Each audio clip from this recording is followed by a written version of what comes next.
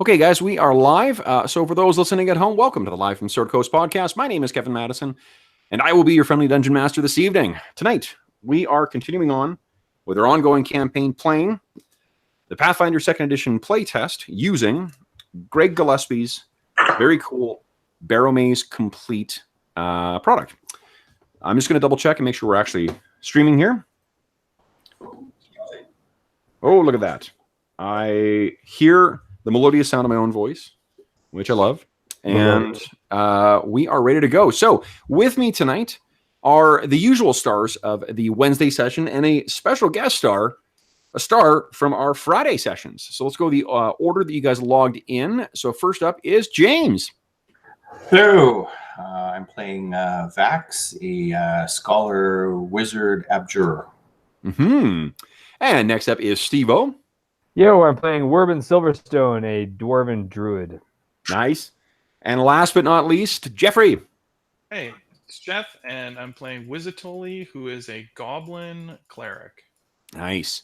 So let me do the old camera shuffle here. Get ourselves over to... Whoop, I just spazzed out there. There we go. And we'll go to Barrowmaze. Boom. Present to everyone. Do that.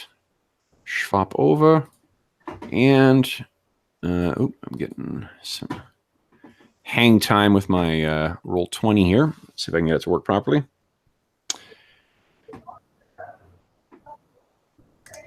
Oh, you know, I need to turn my darn camera off too. How would I do that? Turn the camera off. There we go. Oh, no, it's working. Nice, nice, nice. Look at that. All right, so I see us. I see you guys. The only one I do not see in roll 20 right now is Big Baddie James. I don't know why mine's not showing up. You're in black right now. Maybe I just need to refresh it. Let's see here. You were there a moment ago, so I don't know why. Let's hit refresh here. See if that fixes the problem. So, I guess for those listening at home, this is a continuing campaign where we are playing a West Marches style game set in the Barrowmaze world in the Duchy of Eric. The three intrepid adventurers have been introduced thus far, but two of them have actually not set out into the Barrowmaze. So our scene's going to open up, guys, in Helix. You can see I've posted a picture of Helix on the screen here. And this building here, marked as number 8, is very quickly becoming your home away from home. Because you see, that is, of course, the Brazen Strumpet. The only, and well, I say best and only tavern in Helix. And it is evening. And I once again used the random generation thing to generate who's in the tavern. And it's a hopping one again. There are 3 other adventuring parties that are here. There are some men-at-arms that are for hire. There are, let's see here, what else is here? There's a cleric of St. Yig, who's one of the local things. And there's Argus's friend, Karg Barrelgut, the dwarven smith who operates the Axe and Anvil in town. Now, what you guys have sort of heard is that Vax Silvershield, he and his companions have, or some other companions, had set out into the Barrowmaze, or to the Barrowmoor, rather, a few days ago. And they did find... Well, actually, James, how much are you sharing with this group of people? I'm sort of picturing you guys being around a table right now. Wizatili and Werbin, your ally, Argus, you don't know where he is right now. Like in a town this small, it's only 600 people. Somehow you've managed to lose track of Argus. But seeing what kind of trouble Argus can kind of get up to, that's maybe a good thing. So you're not super concerned where he and that... fighter that you guys hired last session have disappeared to. But what you've heard is that I guess Vax, you seem pretty eager to get back to your thing, but or get back to that same barrow that you had started exploring last time. So why don't you let's pick up the scene with you guys at the, you're there, all 3 waitresses are there, Urgrit, Tatey, and Murda are all sort of serving the busy crowd that's there. And let's see here. Ballo is, of course, behind the bar. slinging drinks for the rowdy crowd or the busy crowd that's there. You don't know where your other companions have disappeared to, Vax, but it does seem like there are two of these people who are interested in the story you have to tell. So let's first start with, we'll have each of you guys, when you start talking about your character, let's have you give a quick description, and then we'll go on. So James, let's start with you and Vax. Give us a description of what Vax looks like, and then you go ahead and jump into what you're telling this goblin and dwarf at the table. Vax he's wearing wizardly robes and whatnot. He's a younger man.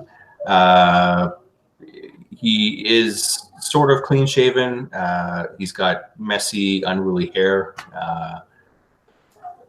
And he carries a staff. Okay. And sorry, what was the last thing you're asking? And then just jump into role playing. Just what you're telling these guys. Well, we went out into the Barrowmoor, and we found a mound.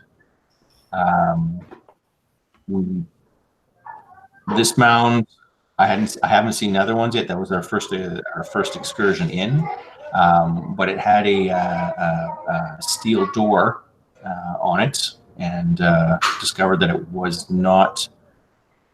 We checked for traps, but it didn't seem to be trapped. We opened it up and went in. We did face a little bit of undead just before going in, a couple of corpses, and inside we found a crypt with a lot of alcoves and whatnot. There was a lot of bodies interred there, and we fought a couple of undead guardians, and we could hear some activity further down one of the tunnels, but we were too busy dealing with the guardians. And after that, we were sort of a little bit of depleted energy, just it took a lot of effort on our part, and we decided we were not ready for another fight, and so we left, but not without bringing back at least something. You sort of jingle your change purse. Yeah, brought back a very beautiful pearl at nice price. Pearl of great price. Pearl of great, exactly. The aptly titled magic item. Okay, so whoever wants to speak next, just give a quick description of what you look like, and then dive into the role playing.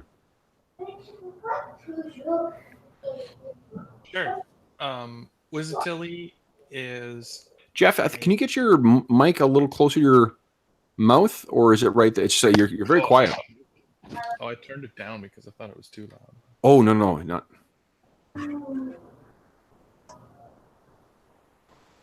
How's that? That better? Yeah, Stephen, James, is that better for you guys? Yep. Yep. Okay. Yeah, you guys can hear me now? Yeah. Yeah. Okay. Wizatilli, he's a very traditional looking goblin, nothing special that way. He's got a big mouth with lots of teeth, and he's dressed in sort of his cleric robes. He's got a symbol of Crom, which I'm not really 100% sure what Crom's symbol is. Kev could probably tell us. I can tell you 1 second. It's in the Barrowmaze guide I sent you guys. Crom's symbol is a silver crown over a white-capped mountain. Okay, so he's got this big wooden sort of placard on his chest that's got the white mountain with the silver crown over it. And he's got a big axe that's about as tall as he is. And what does he say? So he's told you about this, the spoils of the tomb that he found. Right. Well, that's a very interesting sounding tomb. However, it doesn't sound like it's in the main barrows. Do you think there's a chance that it would lead to the Barrowmaze? I haven't a clue because I don't know. As I said, it was our first excursion into the barrow mound, so couldn't tell you if it was near or far from any sort of. Well, actually, I think it was your character, James. That I can't remember if it was you or if it was Albus, Brent's character, who made the hit the crit on the knowledge roll. Oh, I think it was Brent's character actually. But I'll just remind you, because your character may remember this, that because of the placement of the tomb, because the tomb did seem to be outside of the actual mounds, it was more, surrounded by brackish water and swamp and stuff like that, and it was marked with those symbols of some god of light that has been forgotten by time, and that what he theorized was that this tomb was perhaps some kind of great enemy of the cults that occupy the Barrowmaze, and that this person was set there as like a timeless watcher. But what you told him is that when you cast detect magic and you sensed out with your arcane senses, you noticed that this was just rife with necromantic energy. So whatever intent that this tomb may have had, and whatever original purpose it may have been set to, it is corrupted by the whatever foul presence lurks in the Barrowmaze. Mm-hmm. Sounds like a very foul place. You think you would want to return there? I know I do. There could be more great treasure there? Could be. If that small pearl was a just what was just inside the barrow mound. No telling what we'll find inside, deeper in. Yeah, the pearl itself, just as a reminder, James, the pearl itself was worth 500 or 900 silver pieces. So divvied up between the characters was after the moneylender, HHR Huffenpuff, took his cut of 10%. It was still 260 something silver pieces for all of the people involved, just from that one big pearl. Yeah. I am very interested in trying to gain access to the maze itself. Well, it did have passageways going deeper in. I know there were 3 other passage. Like there was the passageway we entered, and then we could have picked 3 different avenues to go, but and we did not go further. Well, this definitely may be worth exploring more. Would you like to plan a excursion out there? I would definitely like that. Yeah. I don't know. Curious. So, Steve, give us a quick description of what Werbin looks like. Werbin, he's a gray cloak and a big matted beard and dark eyes set within his sort of shadowy brow. And he's got a sort of a staff, a lightning rod of a staff with a thunderbird on top of it. Wow. And he's wearing hide armor. So that's Werbin there, guys. There He looks awesome. Mm-hmm. Storm That was a Druid. little lucky find. I've been using this other photo picture. This was something that was the same picture you got was from the original edition of Rise of the Rune Lords, Jeff. This is the one from the revised version. Oh, nice. Yeah, I really like the thing. And then Vax. Oh, I haven't uploaded. Oh, I could do a handout. That'll make it easier to see. Come on, you. Yeah, there we go. Ooh, there's Argus. And where is he? Sir Albus Skirg.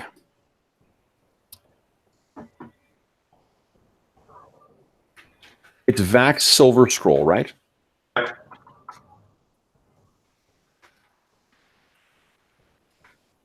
let me put that in for you guys.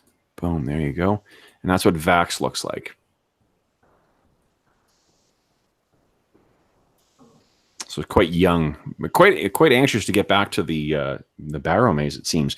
So, you guys can speak to Osen at the Mercenary Guild and see if there's anyone available. And for those listening at home, I generated the available henchmen earlier today, and I flipped it off to the guys.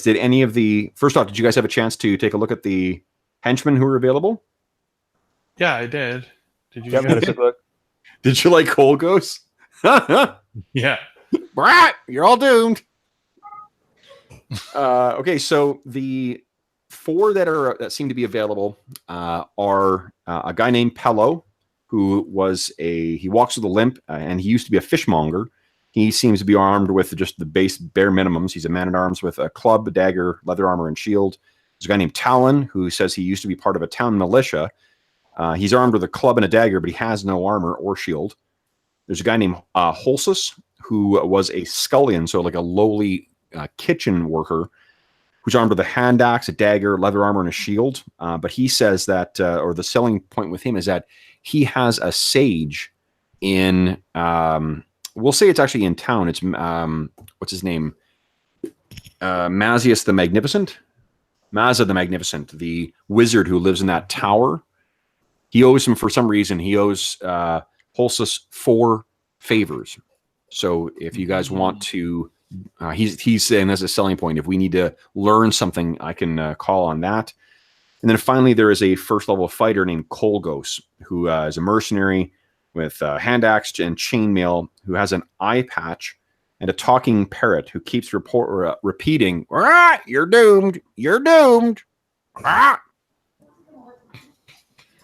Now, in terms of hiring, just mechanically speaking, guys, because normally, like the easier difficulty numbers are going to be when you're trying to hire someone who is lesser, below your level. You can try and hire Colgos, but it is a pretty difficult process. And you may remember that you spent quite a bit of time last session trying to, coerce that other fighter to join your group. So first off, do any of those henchmen seem like someone you might want to try and hire? What do you guys think? Looking at your assets right now, you've got Wizatilli. What kind of armor? You wear leather or chain? Have it on here? It's not on the Roll20 sheet, but it'll be on your PDF sheet that I sent you. Oh, okay. Here, let me open the PDF.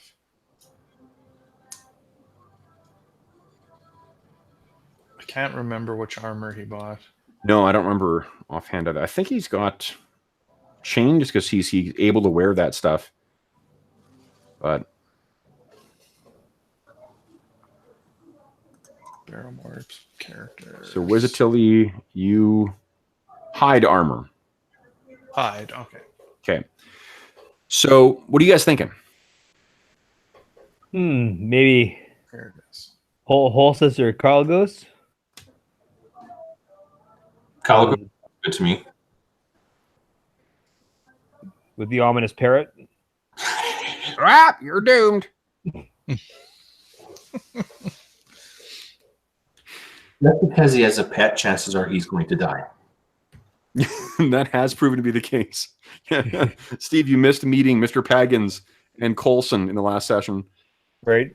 Coulson was a henchman who had a dog named Mr. Paggins, and the guys got him killed. Whoops. So the pet's still alive. Mr. Paggins is still around, and Brenda's hoping to train the dog to make him a pet. But okay, cool. So then, which you said Holsis and Colgos, or seem like two you might want to approach? Sure.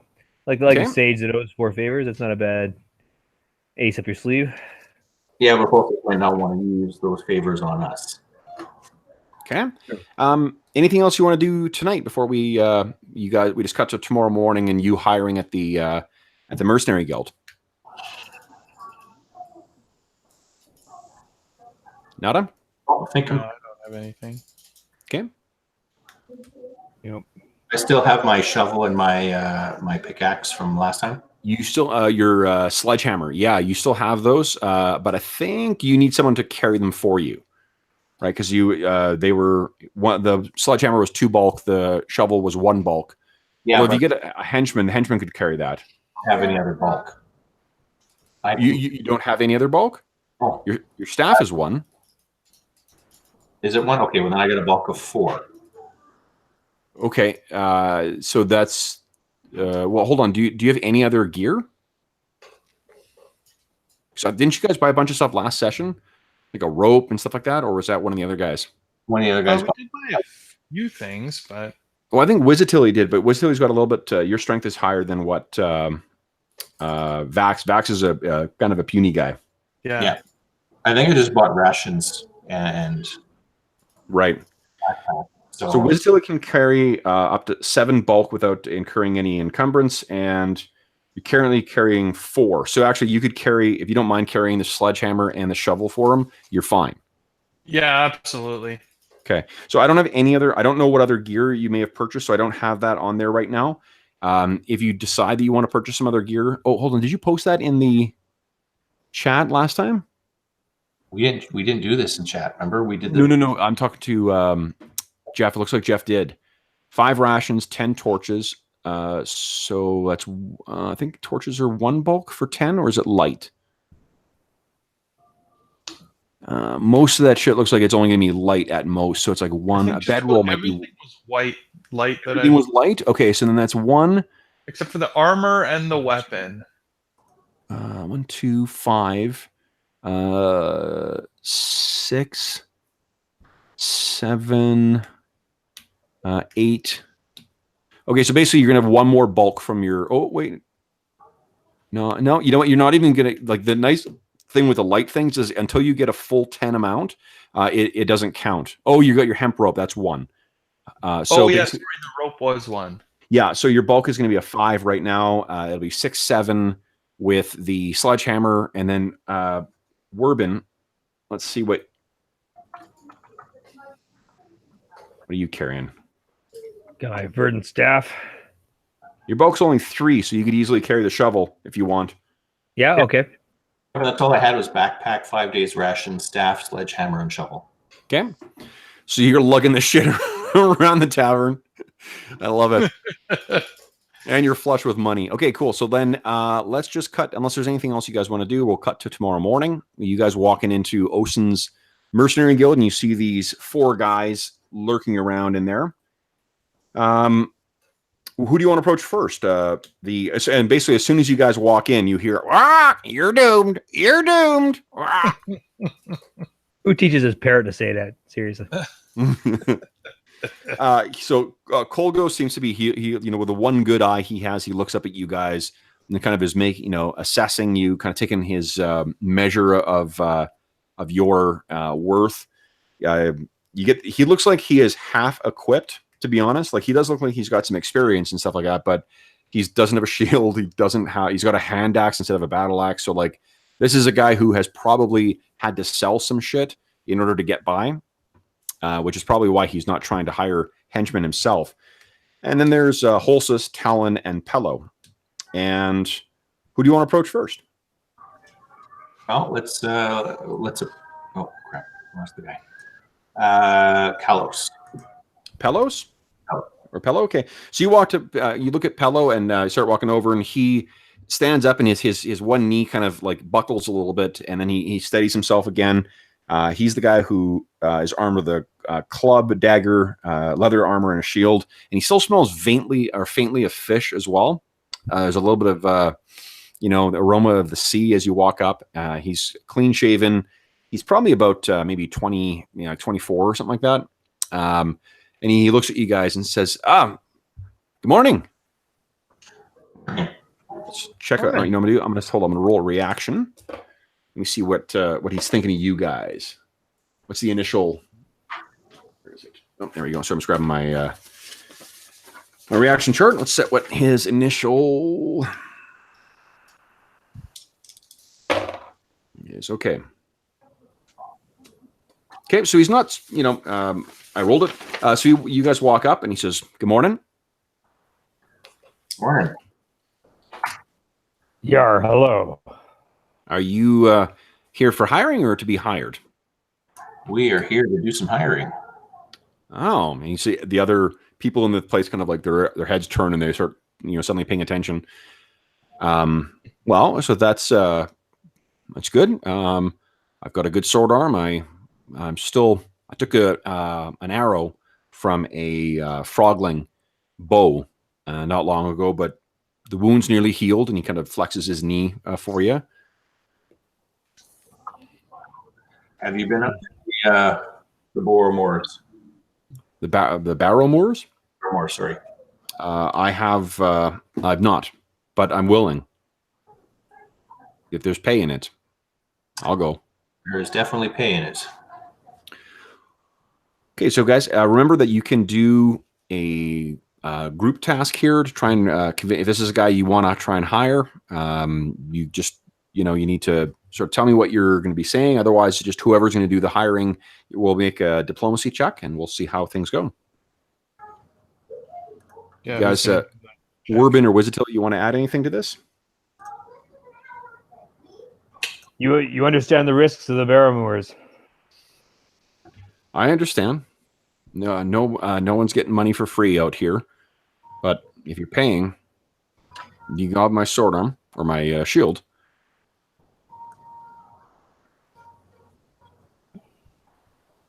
Anything else to add?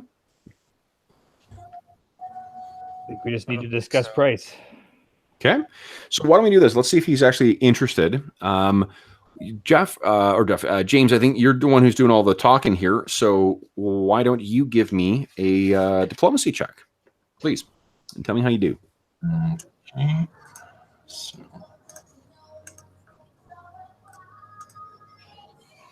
Nice. Whoa. Awesome. Amazing. Okay. So he's looking over you guys, and he sees this amazing staff that you've got. He sees this badass axe that the little goblin has. This crazy fucking what do you call it? Staff that the dwarf has. That's got electricity, sort of like arcing up and down it every now and then. And he says, "Yes, of course, of course." In fact, because you rolled so well, I'm going to give you a +2 bonus to the next hireling you try and hire too. Sweet. Yeah. So so you guys have hired. Is it Paulo? Pello.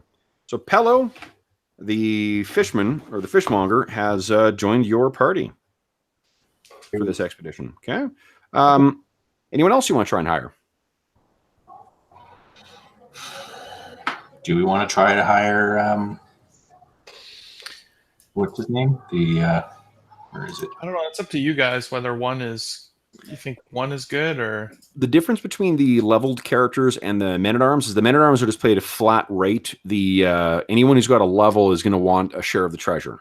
Starting at 15% and then kind of going from there, depending on how much you want to try and sweeten the pot or whatever. Should we go for Kolgos, the fighter? You know what? Yeah, let's do that. Okay.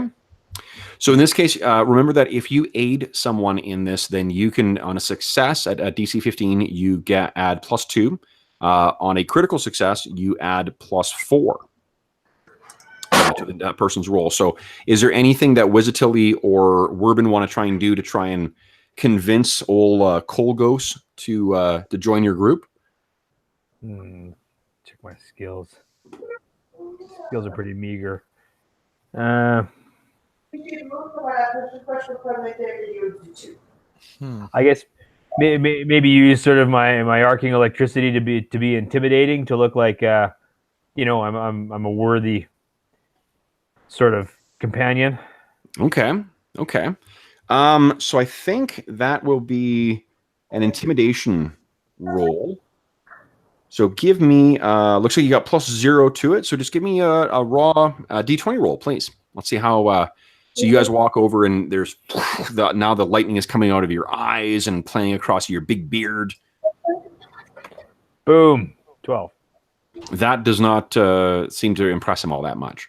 Wizatil, is there anything you're going to try to do to sort of add to this? I'm trying to think of what he would do. Remember who your god is, too. There may be something you could play with there. Right, that's true. You're a devotee of the god of battle and conflict, right?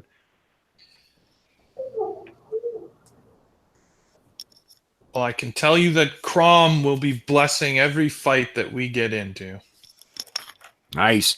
Give me, let's do a religion check there. It's on the list. Yep.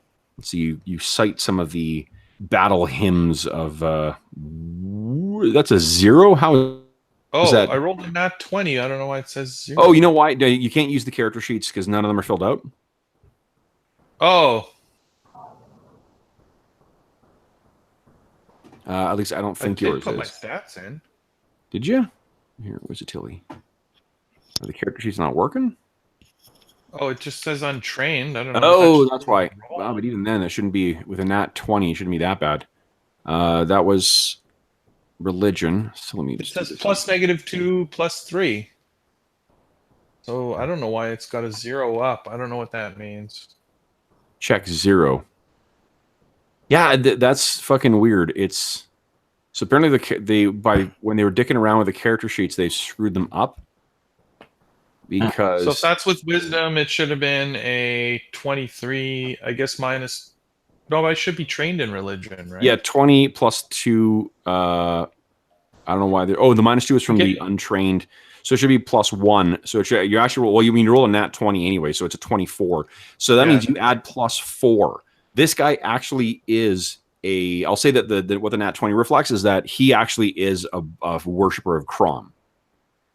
So he's really like, if you're a blessed of Crom, this is definitely something he would be on board with.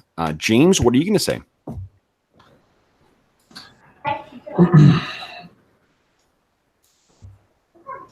Well, if you are looking for a fight, I imagine the Barrowmoor will not disappoint. Barrow. What did I say? Barrow. Burrow. Burrow is where a hobbit lives, or a rabbit. A barrow is a grave. Okay, so give me a diplomacy check, please.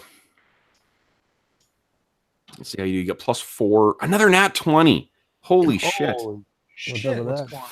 Okay, so on top of him joining you guys, he's going to have a massive bonus to his. I'll give him +4 to his for this whole expedition. He's going to have +4 to his morale and to his loyalty rather, and that'll fade to a +2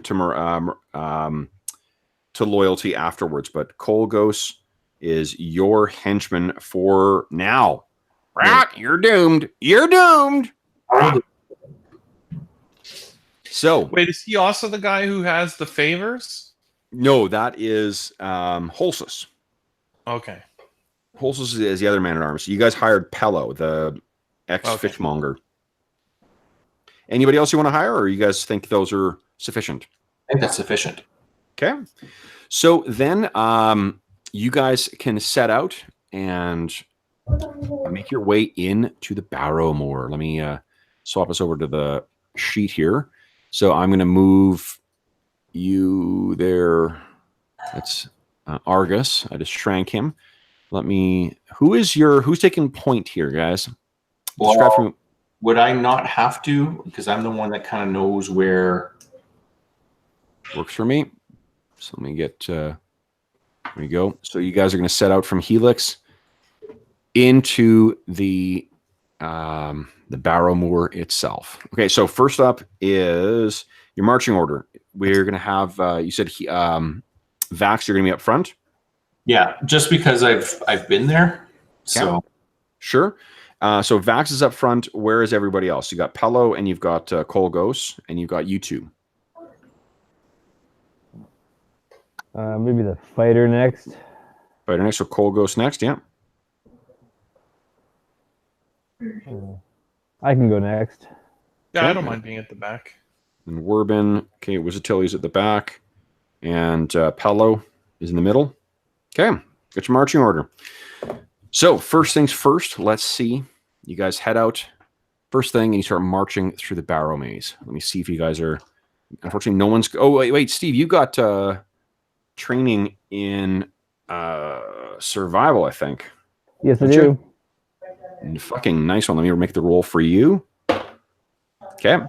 So Werbin, you're sort of, while Vax is taking the lead, Werbin, you're sort of making sure that you guys are on the right, the right route, so you're not going to get lost in this. Remember that some of the Barrowmaze is insanely difficult to get through. It's like every footstep fills up with that peat-colored water. It's got these super high reeds and stuff like that. Like Wizatil, you're having to whack shit aside just to be able to make your way through. And you got your pet though, Fang. Yeah, I would be riding my. Okay, he's still having some difficulty getting through it because even a human size. But I think the eeriest thing about it is remember just how quiet it is. You hear the rattling of actually Kolgos. Actually, none of you guys have metal armor. I was gonna say the rattling of armor, but everyone's wearing either leather or hide. Does Kalgos have? Oh, he's got chainmail. Chainmail's noisy, so that's sort of rattling. But otherwise, all you're hearing is the shock as people are pulling their feet out of the mud and then kind of going along, and you'll hear the odd cry of ravens in the sky. And let's see what happens in the first 4 hours. 4 hours of travel through this Barrowmaze or the thick reeds is uneventful. Sweet. And you make your way into the next. Werbin once again keeping an eye out to make sure everyone's on track. Vax, let me make a Vax. What is your intelligence is of 18, right? Okay, I'm just gonna roll. Okay, a check for your memory. Who's that? Oh, Vax will be right back. Okay, and then you continue on. It's later in the morning. And you guys are able to make it to the barrow that he has described without incident. So there, suddenly rising out of the thick mist is this enormous mound surrounded by pools of brackish water and thick reeds. But it stands bare and it's standing like an edifice out of the hazy mist that continually clings around the ground of the Barrowmoor. Now you guys look here, and this seems to be this is the place that Vax had found before. And he says the door is on the far side. So Vax, you're at the barrow again now. What do you do? Remember the door is on the far side? Yeah. Well, we'll go around carefully, keeping an eye out for any more wandering bodies. Okay. Let me make perception checks for everybody.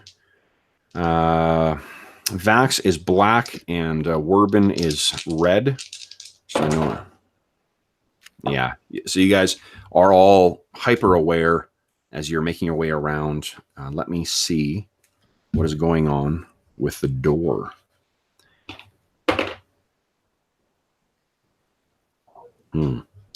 So as you guys make your way around to the front, to where that bronze door is again, and what this thing looks like is very different from the last barrow that actually neither of you guys have been to one yet. Sorry, I'm thinking of different characters. So when you see this thing, the door is a human-sized door of faded and stained bronze that's been exposed to the elements and the conditions in the Barrowmoor. There are arcane markings that are faded and stained and scratched that are on the outside of this. But the door is closed, and then it is sealed with a rope around the edge that has been sealed in wax, and there is a sigil hanging from it.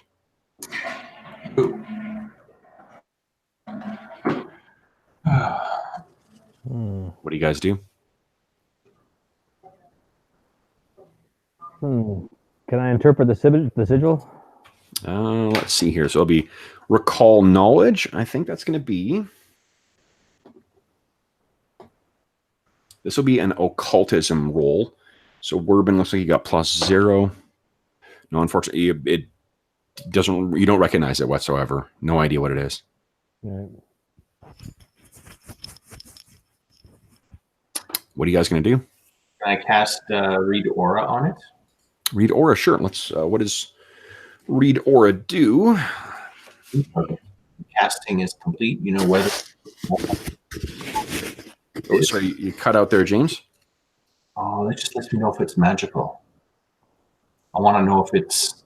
Well, maybe I use detect magic instead. Okay, hold on here. Well, if you got both prepared, you could do both. I mean, No, are they both cantrips?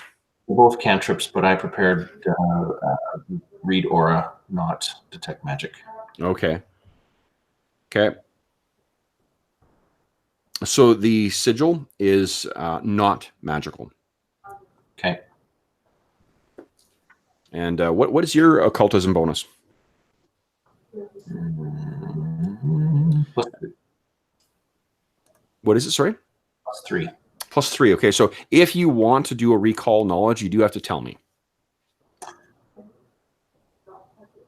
Oh, okay. This wouldn't be an Arcana. This would be No, it would be occultism. okay. I'll do a cult. See if I recognize this possible or whatever. No, you're not quite sure what that symbol is either. You haven't seen it before. Your studies were more in like modern castings and modern sorceries. This has seen something much older. Okay. I mean, the rope itself is new. The thing seems relatively recently carved, but whatever symbol it is, that symbol itself is much older than the magics that you learned. However, the fact that the door is sealed means that someone living sealed the door. Are you telling the guys that it's different from what you saw? Yes.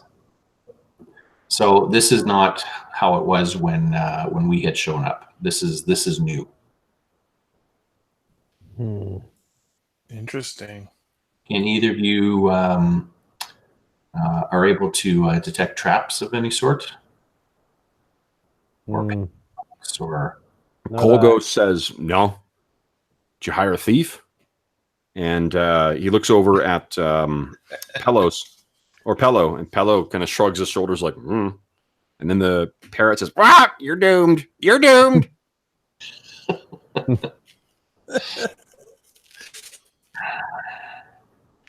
Oh my God. So because it croaked?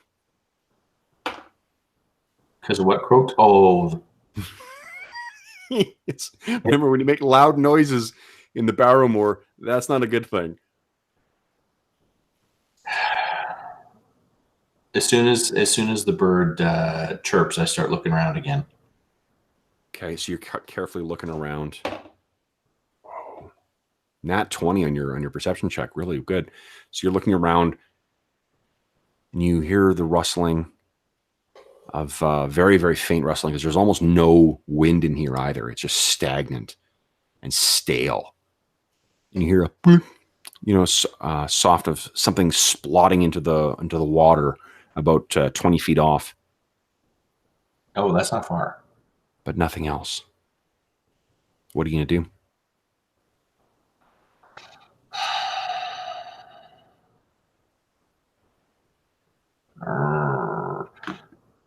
Can I use?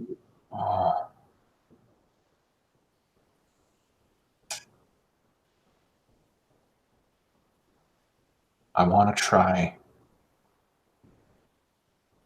What would you like to do? How is the rope fastened around the door? Are you approaching it? Yes, I want to take a closer look.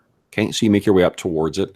You hear Cole Ghost kind of, suck wind through his teeth, like, ooh.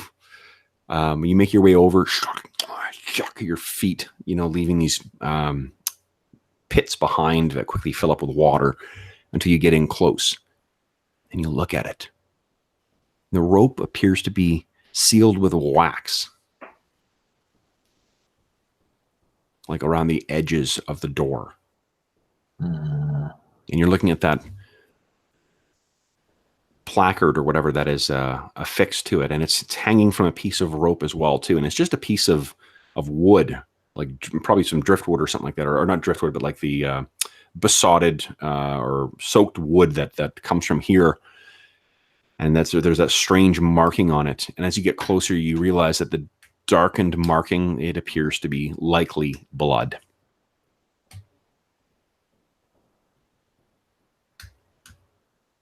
What are you guys going to do? It's not magical.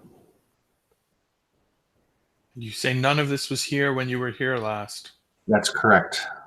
How many days ago was that? Yesterday. Maybe 2 days, 3 days. 2 or 3 days. Part of me wants to pick up the rope and then pull it away with like mage hand. To take a look at it. No, like to peel the rope away. I think the rope. It's not magical, so part of me is thinking it's just sort of a seal to keep it closed. I don't know, to let whoever put it in place let it know when the door's been disturbed. All right. Sure. I mean, we're gonna try to open it. Might as well.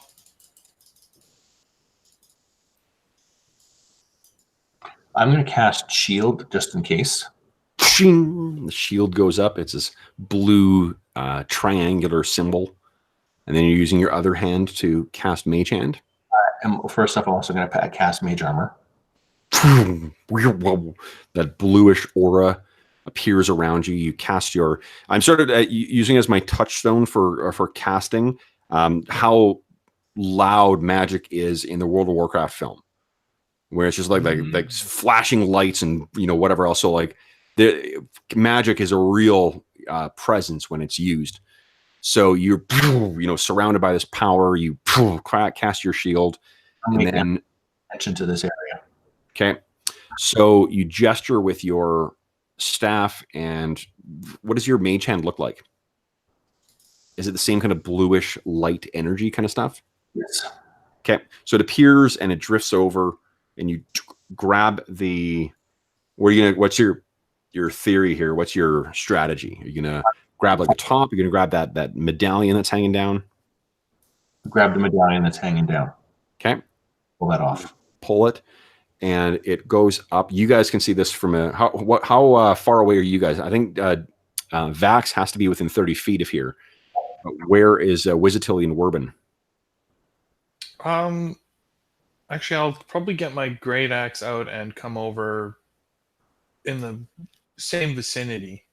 Okay. I'll stand just behind. Okay. So you guys are all clustered together. That's terrific.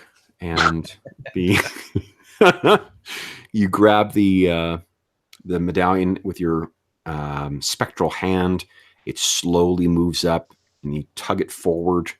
And then as you tug a little harder and then a little harder, some of the wax seems to crack, and then it begins to peel away to the sides and then down the corners and down the edges.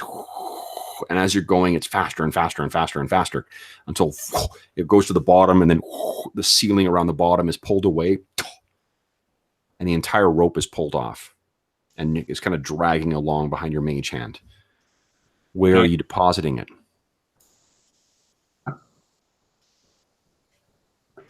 I guess to the right of the door. It lands to the right of the door. The wax ceiling on the door is gone. There wasn't any sort of handles or anything like that on this door. This door is basically like a steel slab. No, there was a handle to open it. There's also a keyhole. Can I use the mage hand to grab the handle and pull? You can try, yeah, absolutely. So you grab it, you pull. There's a clicking from some ancient mechanism inside. Creaks as you pull it open, and there's this puff of stale and stagnant, not stale, it's stagnant, wet air that drifts up from this open door. Now, the light is always fairly hazy in the Barrowmaze, but even from your distance where you can see, guys, you can see those who have not been here before, that the interior beyond the door seems to go down into darkness almost immediately. There is a set of stairs that lead down. If you make yourself or bring yourself a little further forward, stairs that go down to kind of a landing, very steep stairs to a landing, and then a much longer set of stairs that lead further down, deeper into the ground and the barrow. Does all this still look the same as when you were here last? I believe it does. Well, we will have to be very cautious.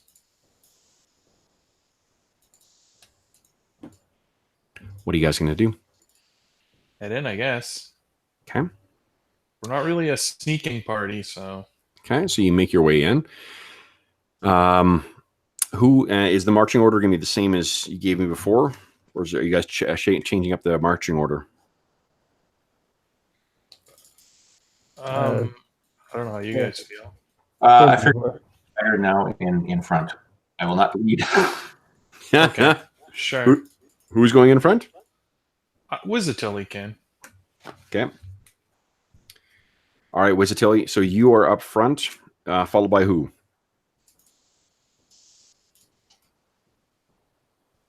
The fighter. Calgos, okay. Then me.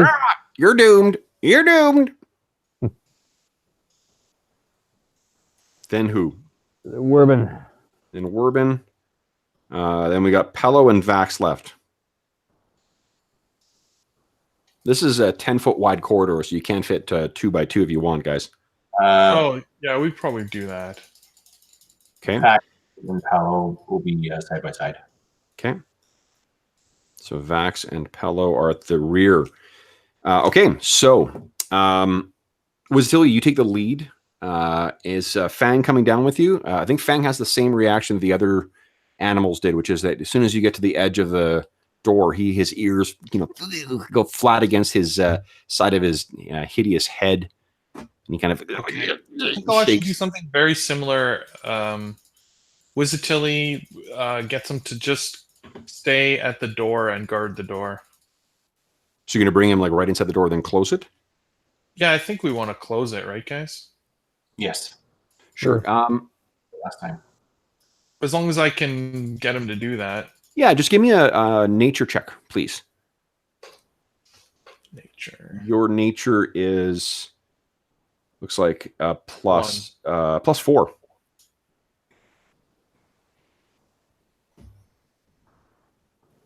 Okay. Oh, yeah, I guess it's easier to just pull the dice thing out. D20 plus 4.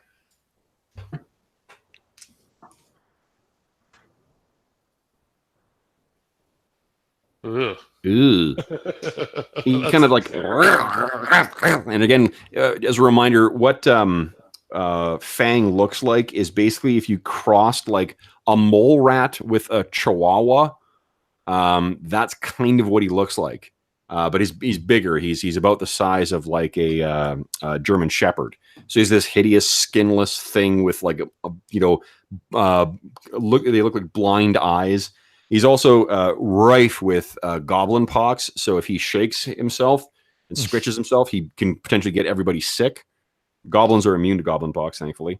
But he kind of like and kind of backs away from it into the into the closer to the edge of the where the reeds start, and he kind of circles around and then kind of barks again, or his equivalent of barking, which is more like gurgling. I tell him, okay, you can stay outside, but if you see anything, you hide. He kind of looks at you with his one big beady red eye, and you get a distinct sense that he's just going to fucking run if he sees anything. Okay. I look at him and I say, do you know the way back to Helix? And I trust that means yes. In our little snorts at you. Yeah.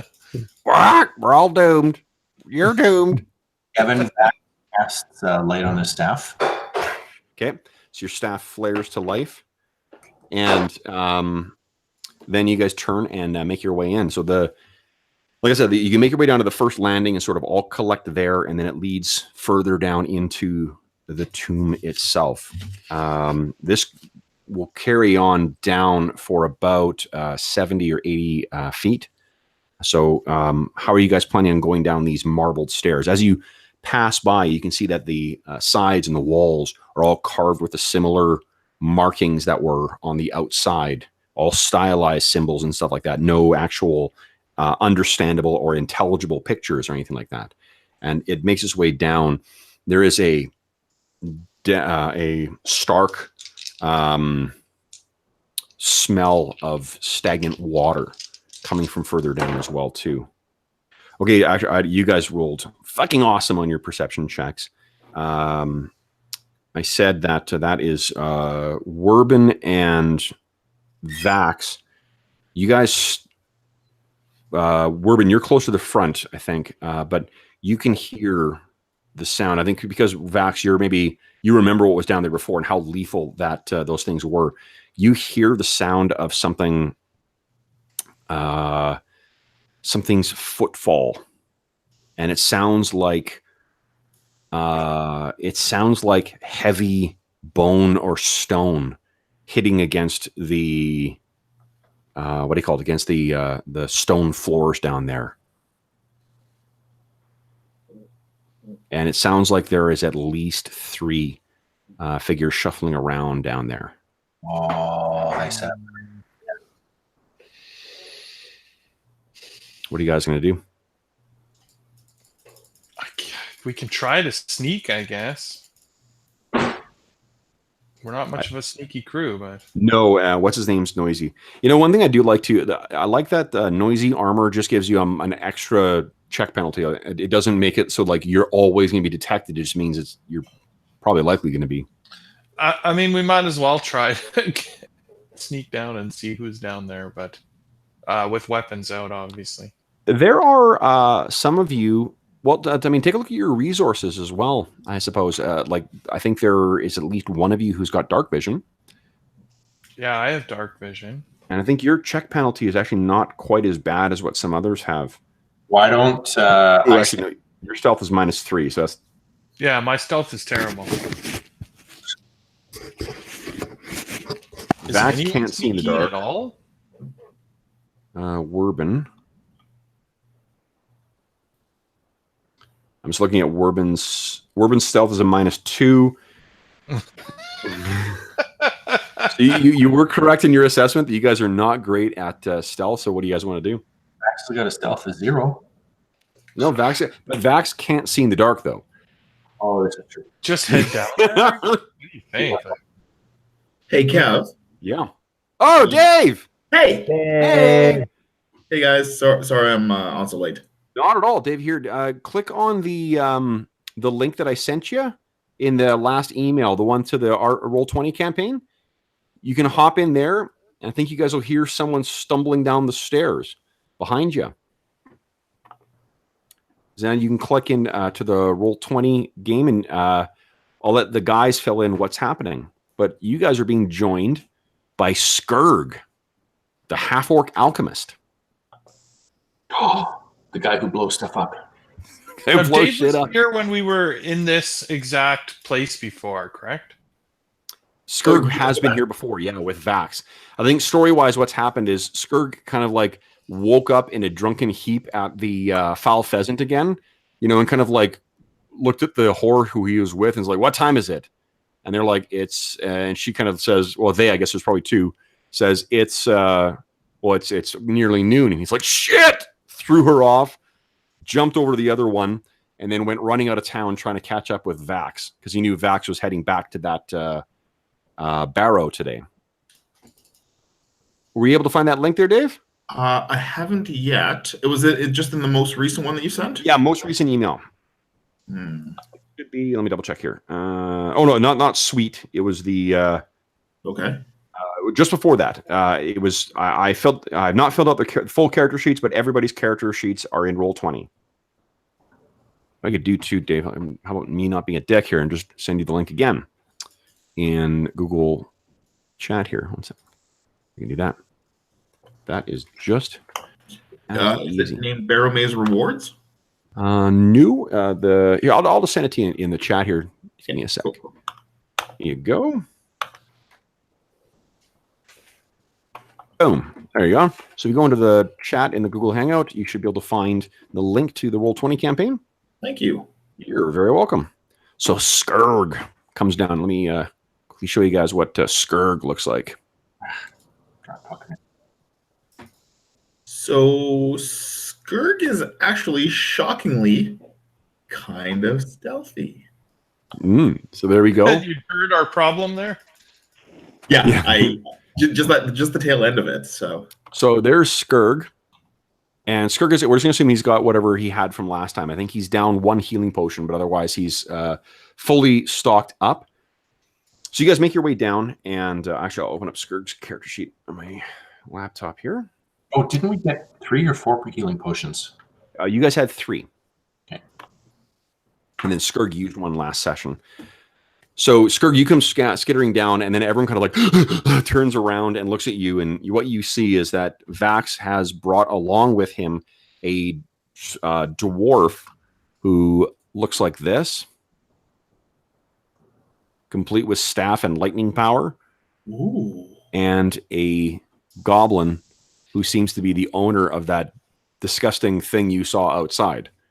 That was kind of, half barking, half coughing at you.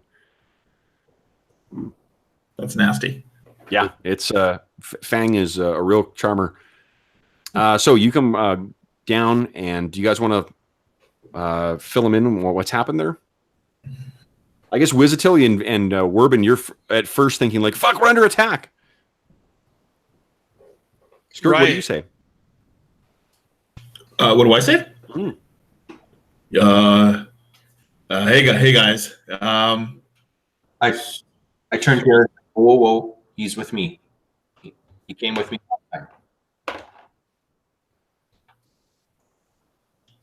And this is in reference to the dwarf. No, this is in reference to you. I'm telling them that you are with me. Hey. Right. Does anybody seem concerned? Well, they weren't expecting you. Nah, but basically, Skurg bursts onto the scene like Kramer. Half-orc Kramer. He's got a big crate on his back as well too. That seems to be full of like all sorts of, unguents and potions and like things that are preserved in some kind of liquid.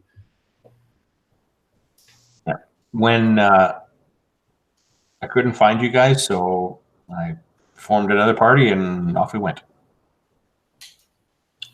You knew where I was.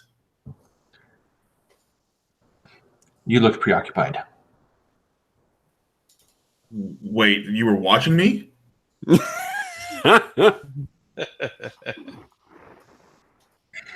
mean, I think that's great, but all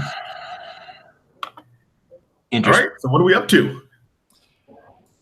So you also there are 2 other guys with you. One of them is dressed it's a clean-shaven guy who is dressed in leather armor, carries a shield and a club. He walks with a limp. His name is, he looks at you and says, Pello. And then there's another guy who has an eye patch. He has a mustache, and he's got a parrot on his shoulder. He was wearing chainmail and carrying a hand axe.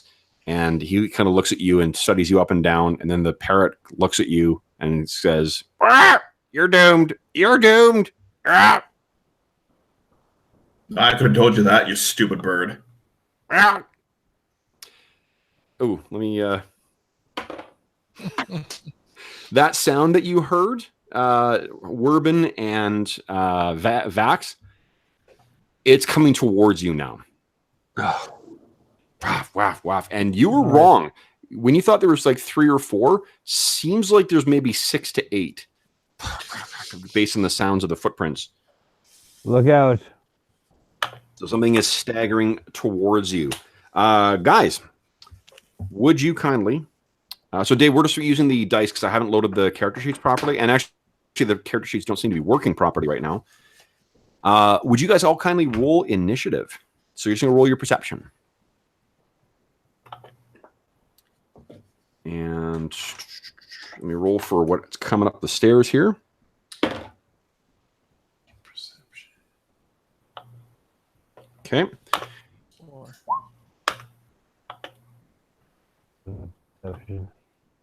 All right, what do we got here? Oh, Dave, what is your bonus to perception?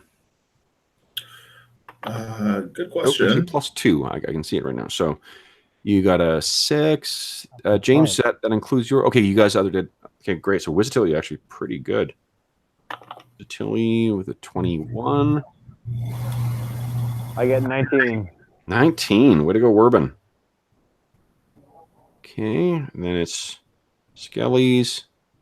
Then it's Vax. And Skurg. Skurg, weren't you sucking hind tit in the initiative last session?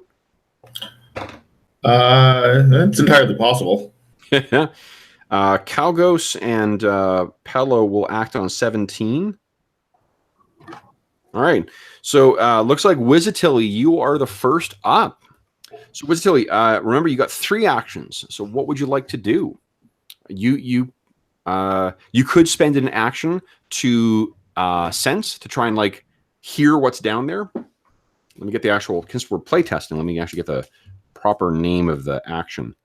Notice, I think, is maybe it's not. I'm just throwing out words right now. And if you guys think I'm just throwing out words so that we don't have dead air while I look stuff up, I would call you guys pretty perceptive.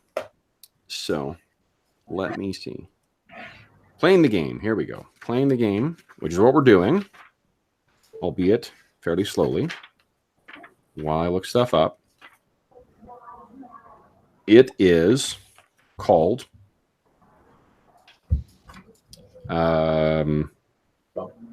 Seek. So if you want to try and hear what's coming, what the guys have been saying there, Wizzatilly, you can spend an action making a perception check, or you can spend your actions doing whatever you want. What do you want to do? I'll try that out. So Okay.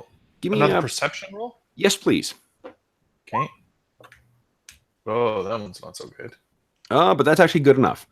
They're not making any effort to try and be stealthy. So, modified 9. It's actually not quite good enough. You're like, what's coming?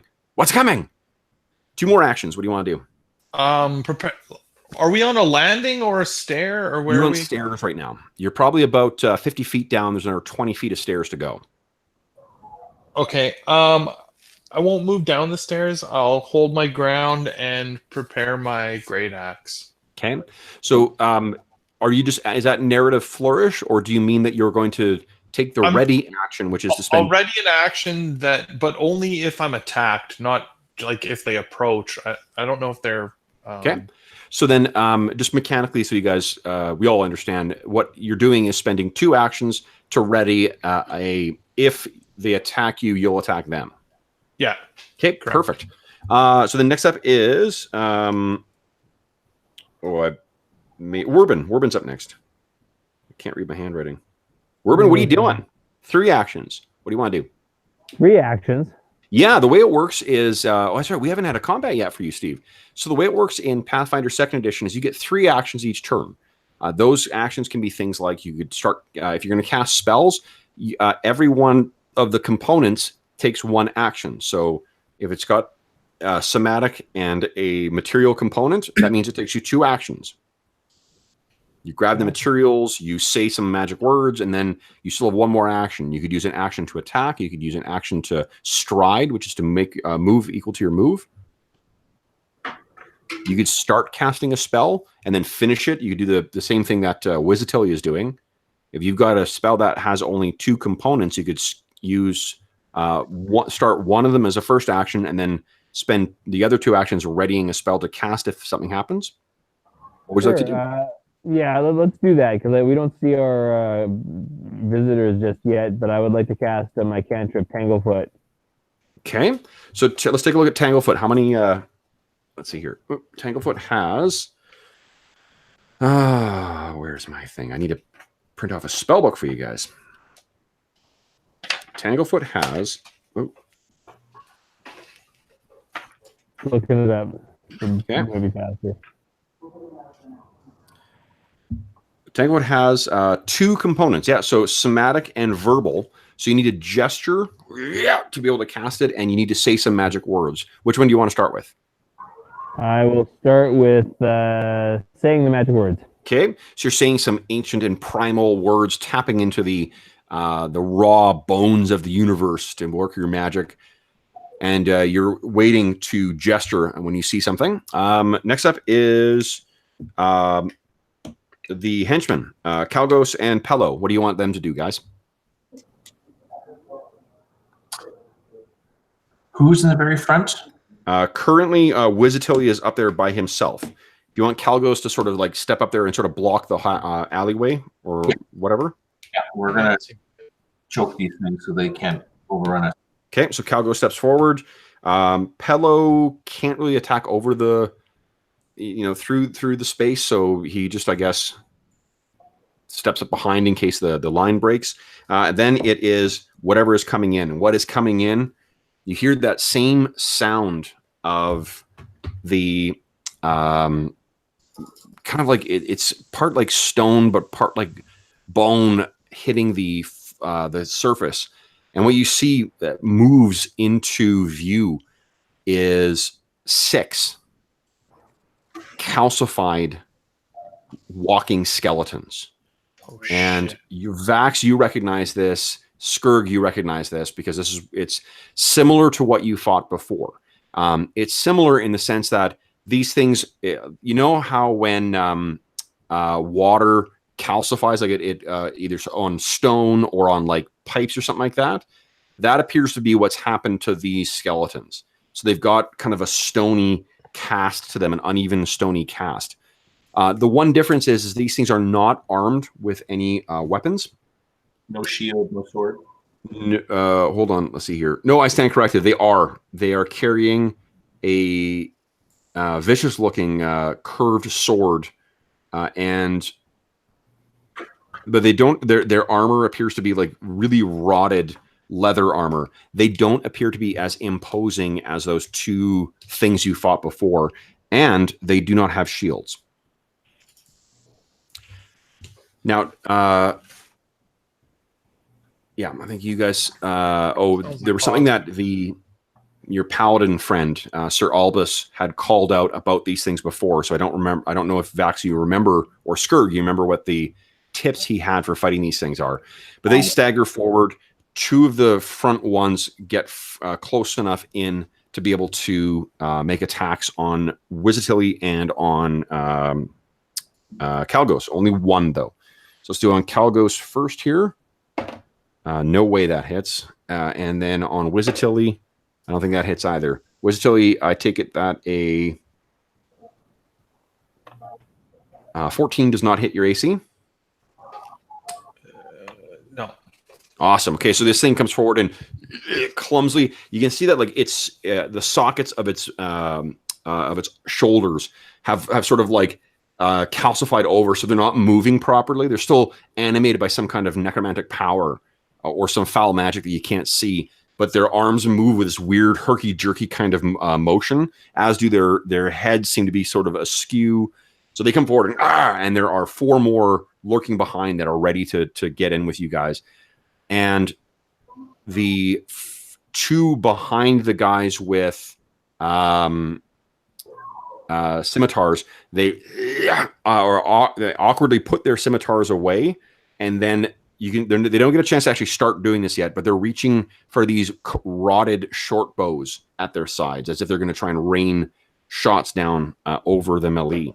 That is the end of those things. Next up is Vax. What are you doing? I'm moving to be within 10 feet of Wizatili. Okay. And I'm putting up a protective ward. Ooh, cool. So you move in, and what does that look like? Well, a half dome of energy sort of expands out from me, dissipates, but then whoever's within the radius sort of has a little bit of shimmering energy over them. Pew! So it's got a somatic and a verbal casting. So you say some magic word, your staff hits the ground, and pew, this magical dome goes out and then drifts back, and there's a slight magical sheen around all of you guys. James granting what, +1 bonus? +1 condition bonus. Nice, +1 to AC. So that is pretty great. That's 2 of your actions. I think you were within 10 feet of him. So do you have one other one you want to do? I'll put up my own shield. Good call. Okay, and then Skirg, you're up. What are you doing? Are there any like blunt force objects around? What are you thinking of? Like, I mean, you're on the stairs, so I don't.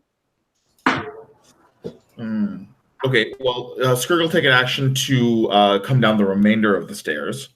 Okay, I don't think you can because of their the 2 warriors have sort of blocked 5 feet and 5 feet of it, and then they're engaged with these 2 skeletons, and there's 2 more skeletons behind that, and then 2 more behind that. So it's kind of a bottleneck right now. Okay, well, the only thing that Skirg will do at this point is he will ready his sickle. Okay, so your sickle is out, and when you say ready, do you mean like if they get in range, I'm going to hit one with my sickle? Yes. Okay, so that's your ready action. Great. End of the round, top of the round. Wizzatilde, what are you doing? You're engaged with. Oh shit! You know what? These things attacked you. You had a reaction that you could have used. Do you want to do that? Before? Yeah, I'll make my attack roll. Okay. So go ahead and make your attack roll. So you swing and bring that massive battle axe of yours down. Is it written down here somewhere? It's on your character sheet. Oh shit! I just closed your character sheet. Wizzatilde, what are you doing? You made a stealth check, clearly. All right, Wizzatilde, your attack will be at the bottom of the character sheet, I believe. You have plus. I don't know what's there. Your strength is what? What's your strength? 14. 14 is +2, +1 because you're trained and level 1. So +3 to hit. Okay, so I'll just make a roll +3. Oh my good lord. Oh, that's garbage. You know what? You're probably too hemmed in right now, and these things are so close on you. You're like, I can't get any more room. You're cursing. Crom has made things difficult for you. So that was one action to swing. You still have 2 more actions. You want to attack again? Yeah, I have a question because I don't know this. Is there turn undead for clerics in this game? Yes, clerics can use their channel. Your channel heal does damage to undead. And then there are feats you can take as you gain levels to do more things, like when you damage them to also make them flee. Okay, well, let's try it. Okay. Maybe I do feel too hemmed in, so I'll use my positive energy to try and... Well, here's the thing. Okay, take a look at your heal ability. The way the heal works is you used 1 action so far to attack with your great axe. It only takes you 1. That was my reaction from last round. Oh, right. I'm sorry. You're right. So you swung on your turn. So what you could do is, oh man, you could spend all 3 actions, material, somatic, and verbal, to disperse positive energy in a 30-foot area. That would hit all of the skeletons. But you only do damage equal to your ability modifier. The first 2 does 1d8, but once you use the 3rd one, it only does a bit of ability modifier damage. Same effect as the 2-action version. 1 and 2. What is it? Undead must make a fortitude save, taking half damage on a success. Oh, maybe there's only the healing. When you heal, you only heal ability modifier.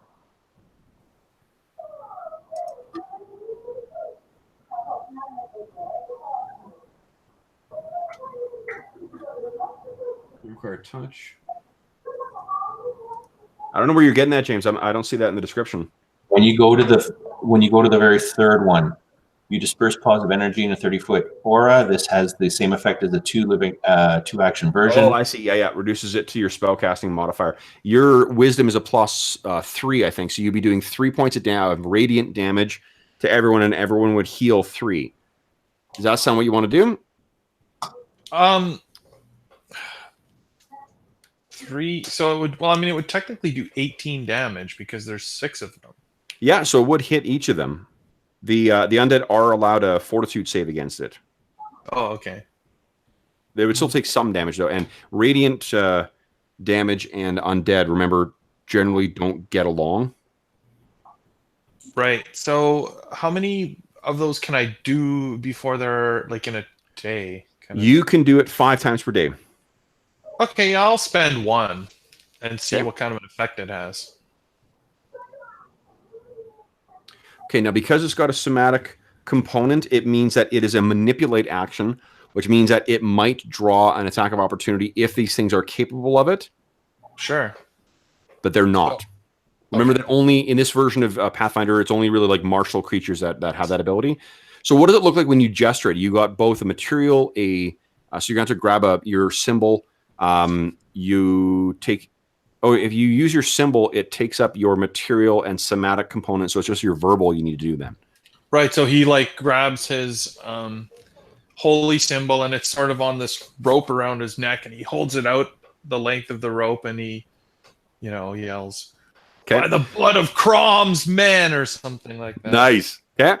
Now, just so you know, too, because you've had to take a hand off the axe, that you'll do that for free, but it'll take you an action to interface with the weapon again to get it ready to use again. Okay. Okay. So, but for you to do that for free, and there's this burst of energy. The burst is so big it knocked all my notes down. So it goes out, and roll some saving throws for these things.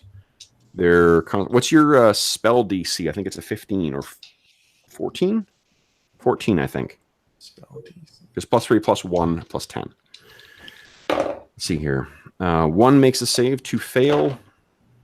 2. So half make their saves, half do not, which means that you singe several of these things with 3 points of damage. The other ones take 1 point of damage. So 3. Actually, I'll roll here. Which ones take 1? Okay. The ones up front seem to fare actually better than the ones near the rear. The one near the rear get really scorched by Crom's power. And if you guys had taken any damage, you would each heal 3 points of damage. But you didn't. So Wizzatilli has gone. Werbin, what are you doing? Oh, again, so guys, just you do have to interrupt. I'm not going to remember your reactions. So if you've got a prepared action, you have to say you're going to take it or you're going to lose it. Right. Right. Yeah. So I'll let you, Steve. I'll let you go back and bomb Berlin right now because I let Jeff do that. But going forward, if you guys ready in action and you don't jump in, you lose that action. Okay. So yeah, I was casting Tanglefoot on one that's not next to anybody. Okay. So it appears from a vine covered in sticky sap appears from thin air. So make a ranged touch attack. So Werbin, it's going to be you're trained in this. What's your dexterity modifier? 0. Just roll D20 at +1. D20 plus 1 is 3. 3. Oh shit! So yeah, unfortunately, you're a little more rattled by these things than you thought. You kind of you cast, and it goes off wild, and there's this root that sort of like winds its way through the ceiling. But now it's your actual turn. What do you want to do? Now I'm going to take my staff, and I'm going to whack one that's nearby. I don't think you can reach it because again, you're one. But you know what? I'll let you do is I'll let you make an attack, but I'm going to give them cover. So I'll give them. No, your staff doesn't have reach. I don't think you can do that. Okay. Can I move into range? Well, again, like Wizzatilli and what's his name? Kolgos are like they've set up a choke point on these stairs to prevent these things from getting up. You're immediately behind them, and then Vax and Pello are at the rear. Okay. So we're cut off here. All right. Well, I mean, is there a landing behind us where we would all fit more, or would it be straight outside from where we are? You could, yeah. If you retreat to that landing, you could probably get more, but that also means you're letting more of them through. Right. So if you guys want to do that, then say something, and we can start strategically. You can probably see and be able to affect the things further down the stairs, Steve, if you want. Right. There's 3 rows of these things. There's 6 in total. So there's 2 fighting Wizatili and Kalgos. There's 2 that are behind that and then 2 behind those guys. And the ones that are near the rear, they're all getting their short bows ready.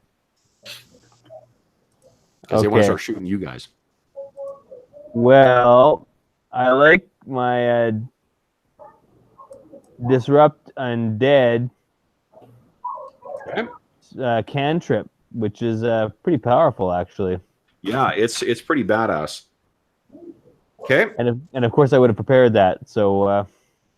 Okay. So next time, what I need you to do is make sure I'm not going to track it, but I just need you to write down what you've prepared.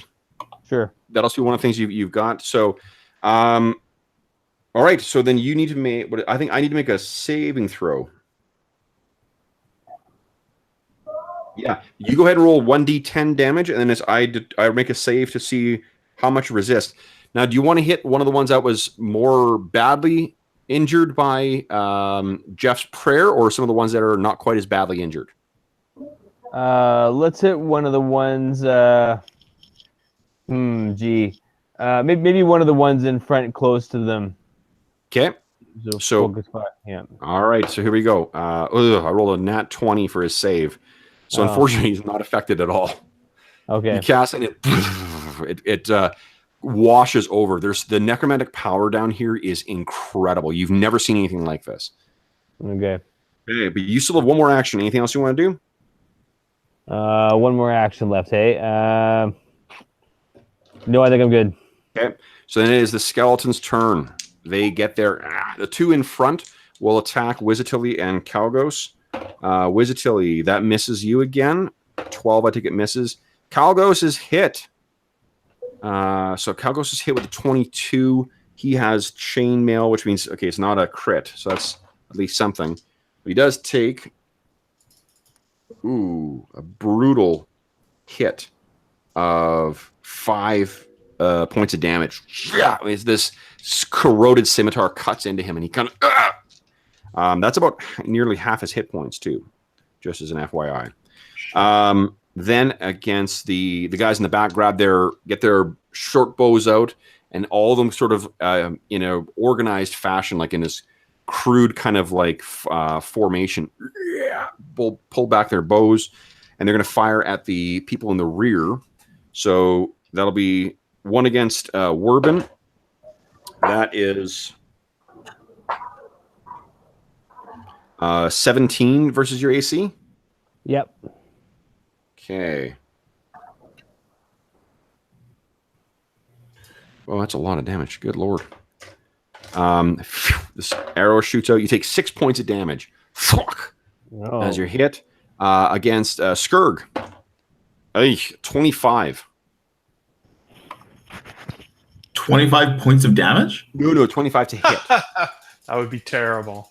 Oh, shit. But that is a crit, though. Because it's more than 10 over your AC. Yeah. So these skeletons, you and the skeletons just do not get along.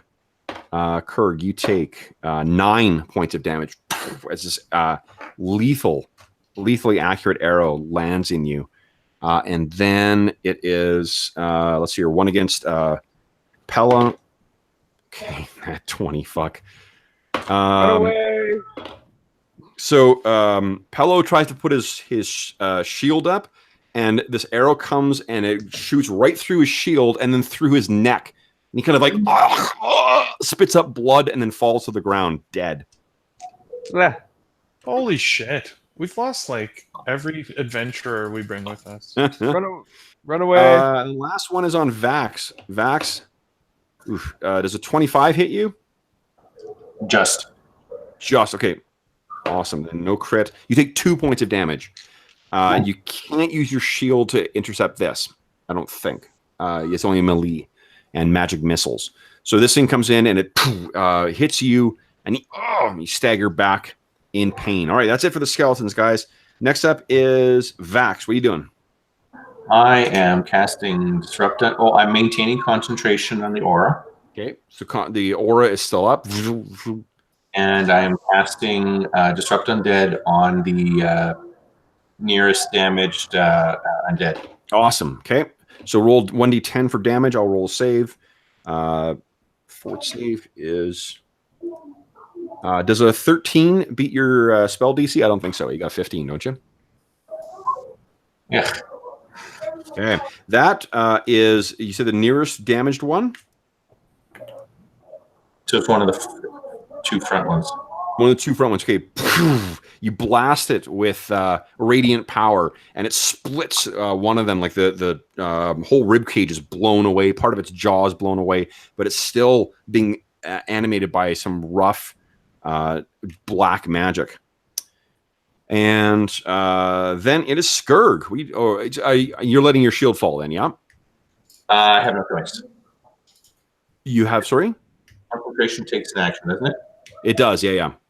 So then I got a choice. Okay, so your shield goes down. Skurg, what are you doing?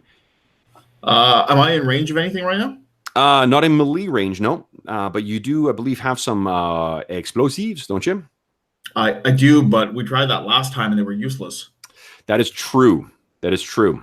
So, yeah, Skurg ain't gonna waste his good potions. Okay. So then, top of the round, Wizatilli, what are you doing? Well, now that people are injured, I guess I'll do another burst. Okay, awesome.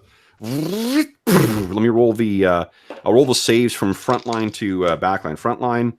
And everybody one who's fails, damaged one succeeds. 3 heal. I'm at max again. Okay. Holy shit. Okay, so your wave goes out.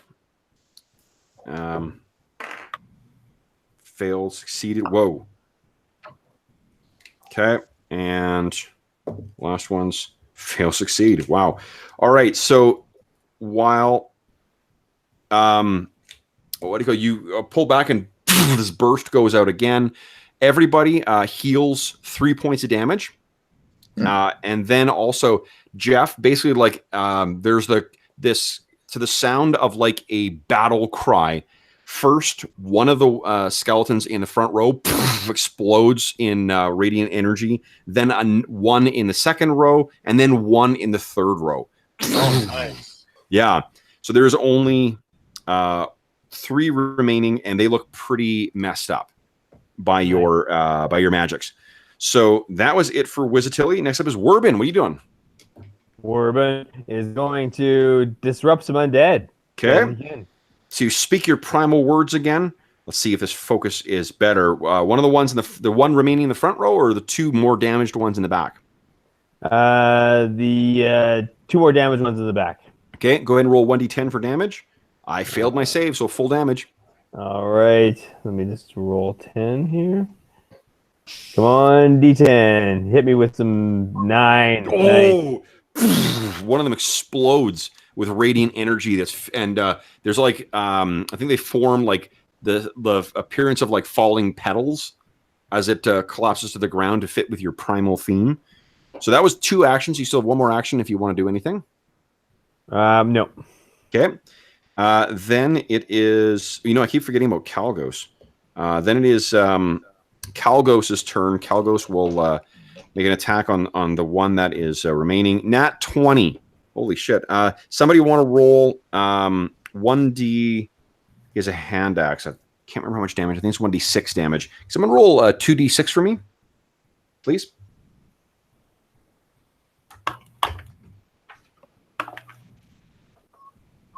Yeah.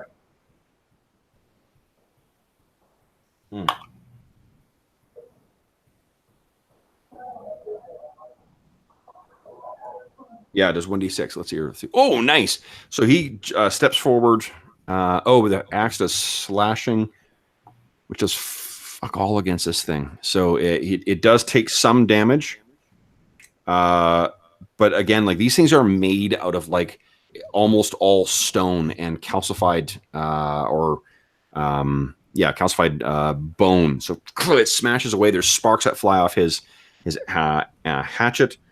Then it is the Skelly's turn. So we got, let's see here, one archer left who is going to, let's see here, we got 1, 2, 3, 4 left. Let's see who he's going to fire on.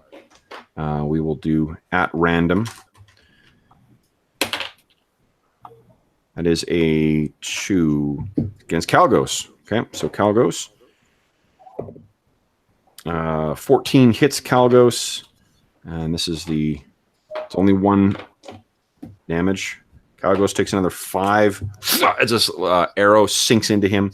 Calgos is nearly dead. Did you heal him for 3 when I... Oh, I didn't know. Sorry, cheating DM.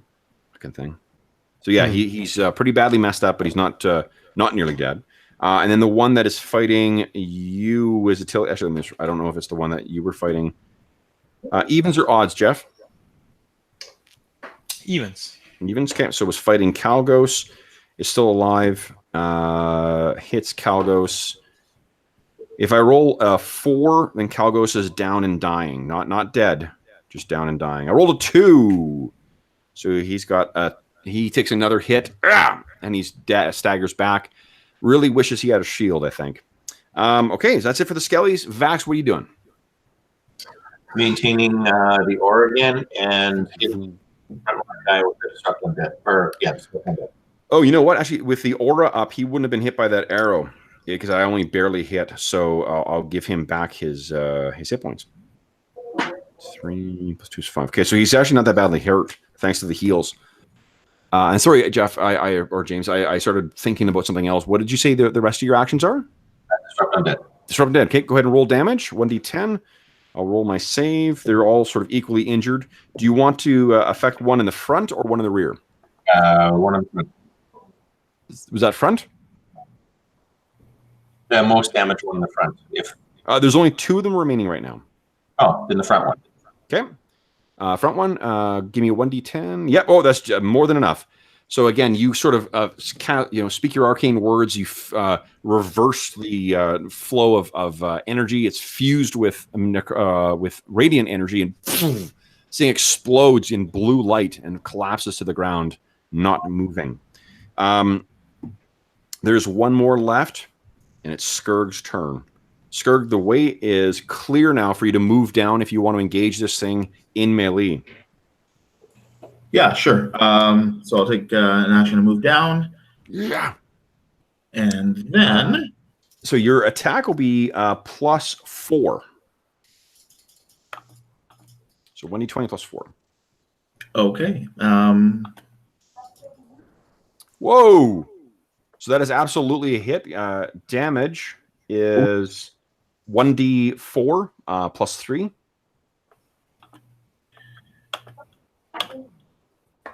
That's slashing. So again, you're gonna have to roll pretty high to. Okay, so you hit this thing and it sparks fly off it because it's it resists slashing damage. You curse yourself and you remember what Sir Aldous had said about bludgeoning damage being more effective against these things. You still have one more action. What would you like to do?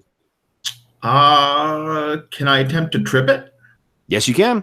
It'll be minus. That is an agile weapon, so it'll be -4 to your roll. So basically, it's going to roll a d20. Although the sickle is a trip weapon. It is. It just means that you can use it to do it. Oh, okay. Yeah. Okay, so just a d20 then?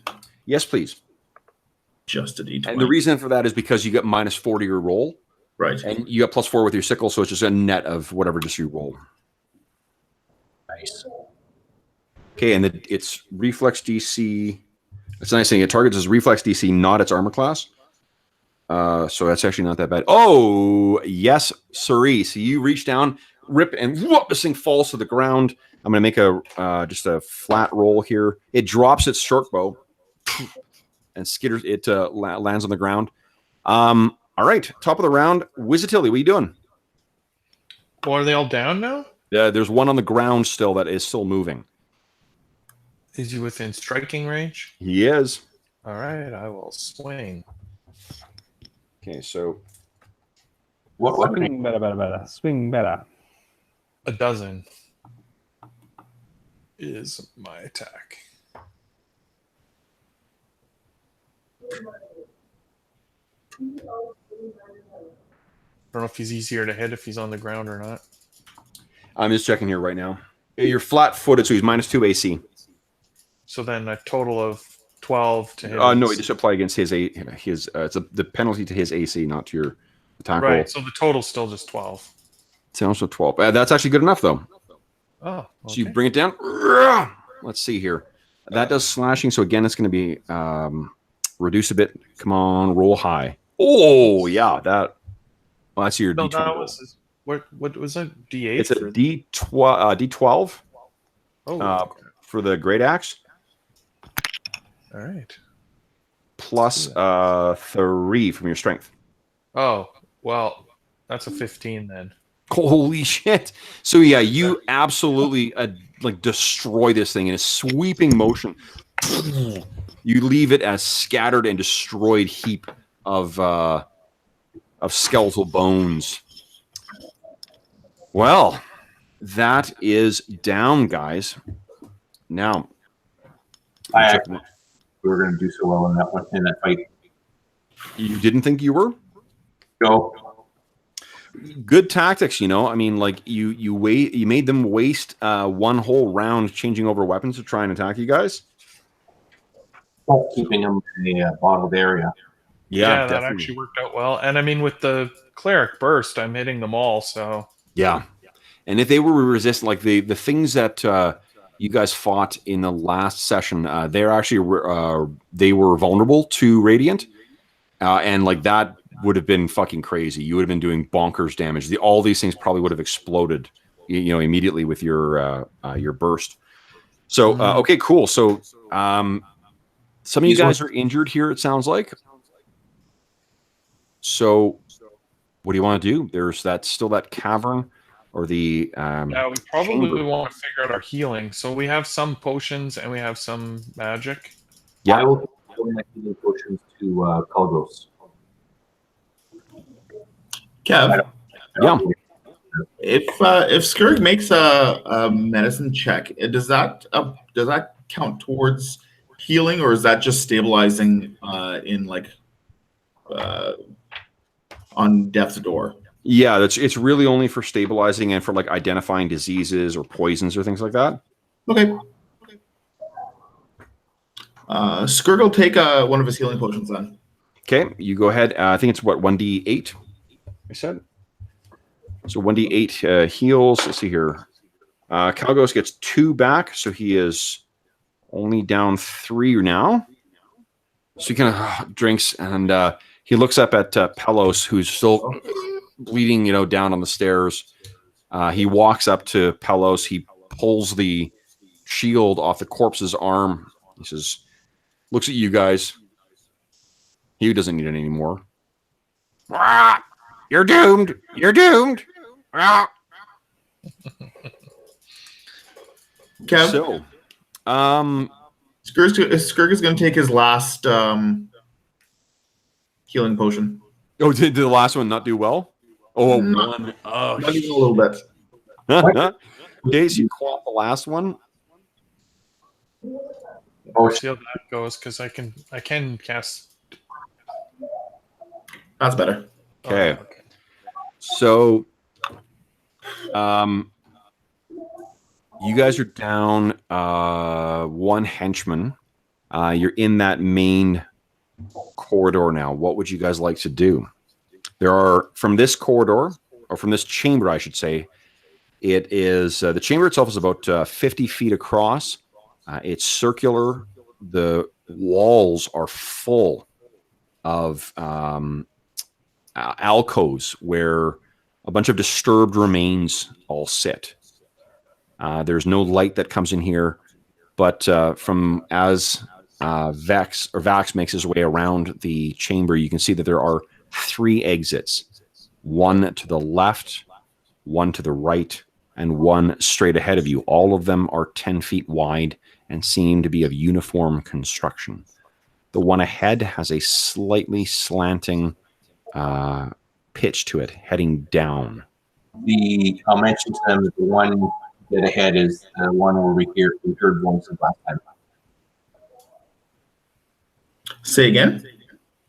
Do you recall that down the center one we heard voices? So we know down there's something. Now it's a question: do we want to go down that way, or do we want to check out the left or right corridors? I say let's go towards the voices. All right. Okay. So you guys take a deep and heavy swallow, and we will find out what's down that corridor in a week's time. So, guys, let's give some XP first, though, because that's what everyone's showing up for, right? Loot and XP. Now, unfortunately, if you guys... I'm still going to keep coaching a little bit here, but remember, if you don't tell me that you search bodies, you're not going to find what's on them. So we're searching the skeletons. Is that what you want to do? So these things actually don't have anything on them. But it is a good example that there is tons of great shit that is kicking around us, this whole region. But you do need to be here to collect. You do need to tell me you're going to look for it in order for you to do it. It's not going to be passively found by you guys. Now, let's see here. So the XP, there were 6 of those things. My goodness. Whoa. Holy Dinah. Guys. Ding. I don't think you're getting to ding, but every little bit counts. So let's see here. Yep. Ooh, Dinah. All right. So let's just take a look at the DM section for rewards. See if there's anything else we think we did here. I will give you a minor XP award for hiring what's his name? Hiring Pello, the dearly departed Pello. I think we start a name roster of henchmen who you guys have killed. We're gonna get a rep. Give you a moderate reward for hiring, because you got some amazing results for hiring Calgos. So total tonight, guys, 220 XP, which will bring the totals for Kurg and let's see here, Kurg and Vax. You guys, I believe, have now 580 XP, which means you're more than halfway to second level. And I believe that Werbin and Wizatilli, you guys will have, sorry, that puts you guys at, I believe, 330, doesn't it? I think you guys had 110 XP from the last session. Yeah, that sounds right. Okay. So you guys are at 330. Vax and Skurg are at 580. And yeah, what we'll do is, so here's, I'll let you guys know what my plan for the West Marchers thing is when we don't end up back in town. And I haven't actually told this to the other guys yet, so I or the other players, but when you are not able to make a session, you can say that your character is available for hire as a henchman, which means they can go out and they'll adventure with everybody else. They will gain half XP instead of full XP, but they will gain XP. And then if we find ourselves in a situation like this where you're away from town, when you come back, you just get to pick up and play your character. If you join and there isn't an easy way, a story way to fit your character in, then you will play a henchman, and the henchman will gain full XP for it. So that's a way we're going to level up the henchmen. And the henchmen are sort of intended to be kind of like if they're sort of like backup characters in a way. Is that if the character gets killed, you are able to just take over a henchman if that's what you like. Okay, makes sense. Yeah, so that way there's an incentive, kind of a risk-reward element to letting your character be hired out. But it also means that, like, if you miss one to come back. So what it means then is, so for your characters, what I will let you do is, do you want to have them, are they going to stay out here, or do you want them to scamper back to town? I mean, I think Skirg is all for staying. Okay. Yeah, so is that. Okay. Wurban and Wizatilia, you guys are going to brave it? May as well. Okay. Yeah, I mean, if that's what everyone's doing, sure. Awesome. Then what I'll do is I will write up the stats for Calgos as well. If you guys want to build Calgos, go nuts. I'm okay with you guys building the NPCs are going to be built according to first level characters. Calgos just has what I've described. He's got a hatchet and a shield now, a wooden shield from Poor Departed Pello. And he's got chainmail armor. Other than that, I'm not fussed. If you guys don't want to do that, I'm happy to build him myself, and I'll just send you guys the stats for him. So cool. All right. So for those listening at home, thank you so much for joining us for yet another session of the Barrowmaze bound campaign. Hope you've enjoyed this. I certainly have enjoyed running this. I am really, really enjoying this campaign and this game. Let me hop out of. Actually, James has the right idea. Let me get out of. Roll 20 here. Exit game. Boom. Yeah, put my camera back on. Stop sharing. Camera back on.